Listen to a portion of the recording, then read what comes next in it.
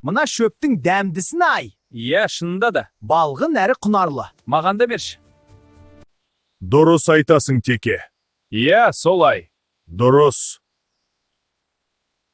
Қошқар, біз қандай күштіміз, қасқырларды келмейтіндей еттік. Рас па? Иә, олар енді бізді мазаламайды. Жарайсың. Білмеймін, Теке.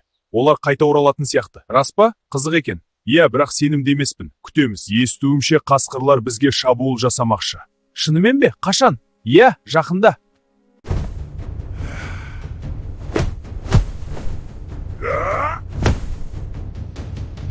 Меніңше, Теке, сен қорқып тұрған сияқтысың. Жоға не болса да ақылмен шешейік. Бөреке сол қошқар мен Текенің сазайын беру керек еді.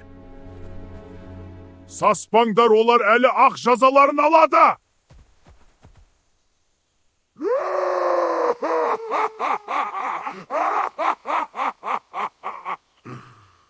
Біреу көріне ма?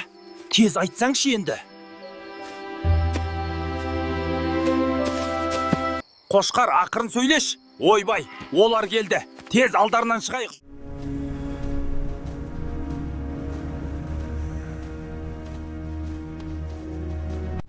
Қасқырлар, сендер тағы келдіңдер ме? Қане, үйлеріңе қайтыңдар.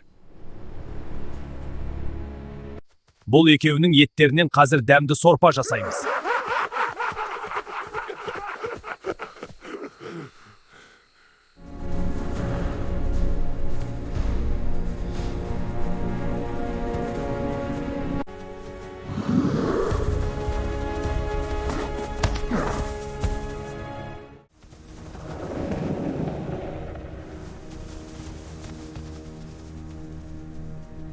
Ура, біз тағы да жеңдік! Ура, біз тағы да жеңдік!